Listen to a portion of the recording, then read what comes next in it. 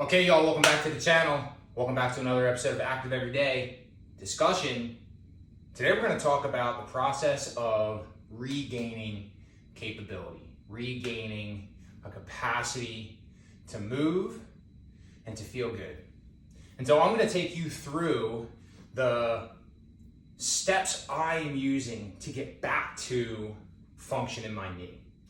About 9 weeks ago, had a knee surgery. You might have seen a couple posts on my page about it.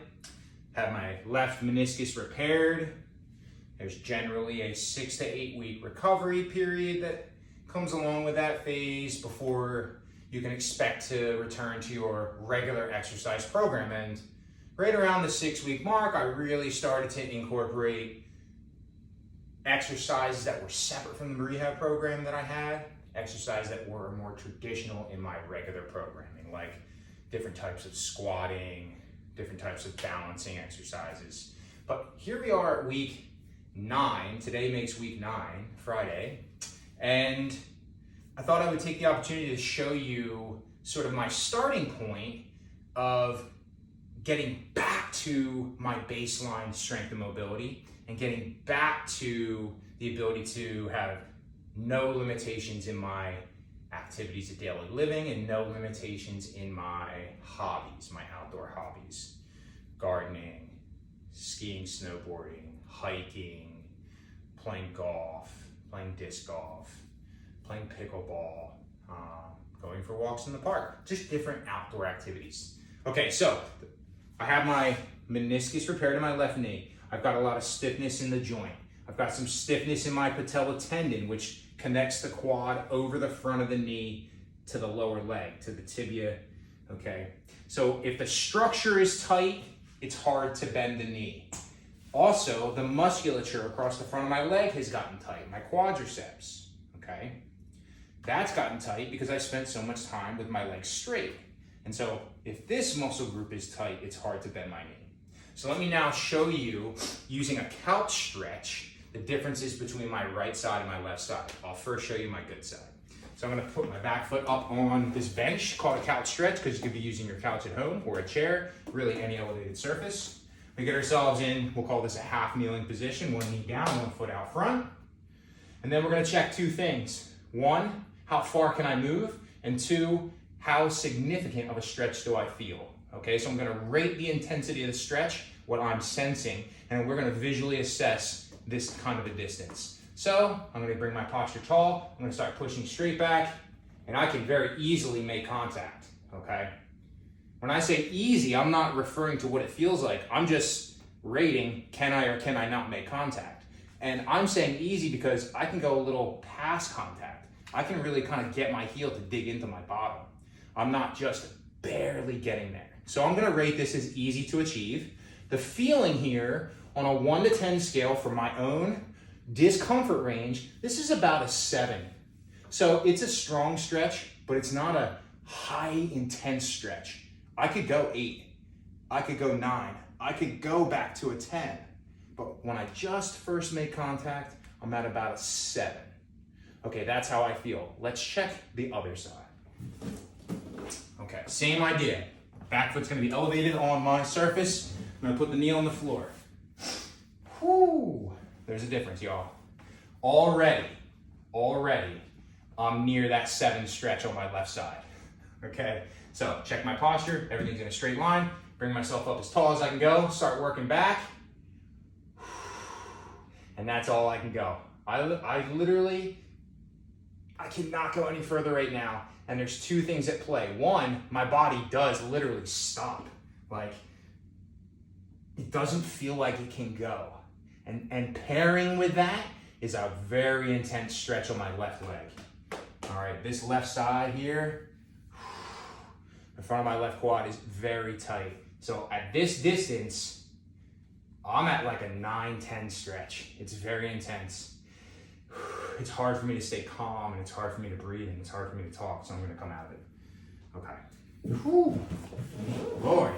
So there's a significant difference here. Now, I've got to go through a few different things to rehab this program out for this knee. I need to massage the muscle. I need to massage. Okay, I can use my hands or I can use a tool like a foam roller. I need to massage the structure of my knee. My patella tendon is stiff. The part that holds your kneecap, that's the tendon, the patella tendon, it's stiff. So I need to move it around and manipulate it. Use my fingers to massage it. I have some scar tissue from the incisions where the scopes went into my knee. And when I palpate with my fingers, when I rub with my fingers on those scars, I can feel a lot of stiff tissue. It's firm. It's not as soft as over here or next to the scar. Right over the scar is firm. I need to massage that tissue so it can become more pliable. And then I need to continue to stretch, so I can use the couch stretch or other variations of a quad stretch. I'll do another one with you now. And then I need to strengthen the joint. We'll review that last. So another very common stretch, just a standing quad stretch. Get a hold of the foot. Try to get this knee to go backwards a little bit, and that really excites the stretch. So we'll just stretch the right one for a moment, and then we'll switch over and stretch the left one. And there's static stretching, long hold stretching, dynamic stretching, short bouts of stretching for 1 to 2 seconds. I'm going to be utilizing more static stretching after I'm warmed up to really work on the development of my flexibility. So let's go ahead and grab that foot, and I'll hold this stretch.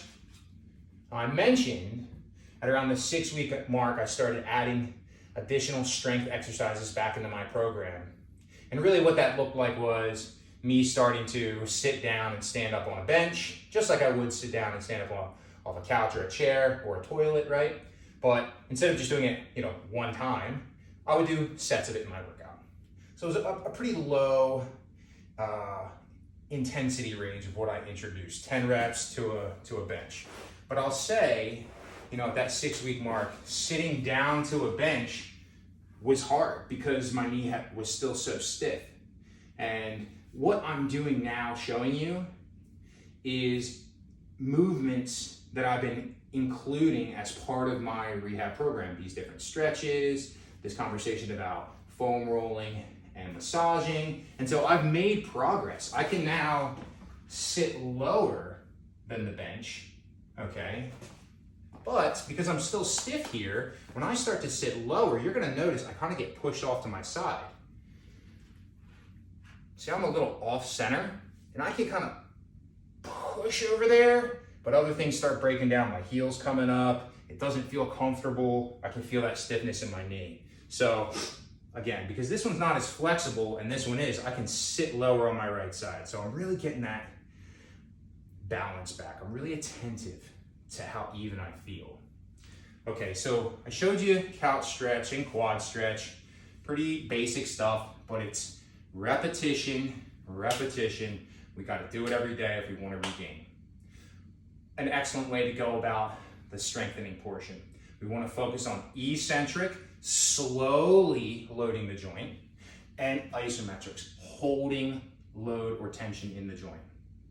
So a squat is a fantastic way to do that because I can put more weight on my good side when I need and transfer weight to my bad side when I need, and then we'll show you a single leg squat. Now, one small detail I want to show you. When I do my squats, I'm going to use a heel riser, okay? The reason I want to use a heel riser, when I stand with my feet flat, most of the weight is going to be driving straight down towards the middle of my foot. When I stand with my heels elevated, okay, ladies, you may know this from wearing high heels, the weight shifts a little bit towards my toes. I'm not way up on my toes, right? But the weight has been shifted a little bit more forward. That forward shift does two things. It makes it easier to allow my knees to push forward, and it also helps align so that the musculature around my knee, the VMO muscles, activate a lot more. I want those structures to get stronger and more pliable. I want my knee to bend more, and that elevated heel position is advantageous for achieving that position. So we're going to practice these squats, and here's how we're going to go about doing them. I'm going to elevate my heels. We're going to do a 5 count down and a 5 hold at the bottom before we stand. I'm gonna push my knees as far forward as I can to really exaggerate the demand my knee structure has to go through. 5, 4, 3, 2, 1. 5, 4, 3, 2, 1.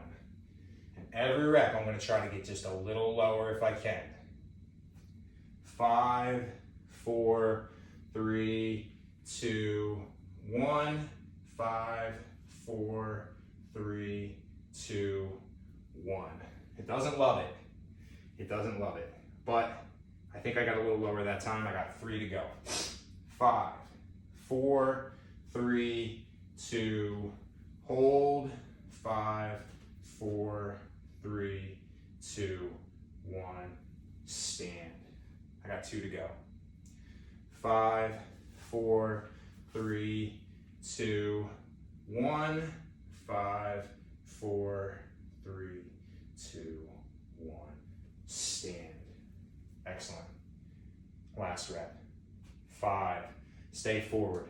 4, 3, 2, 1. 5, 4, 3, 2, 1. And stand. Excellent. I could feel it.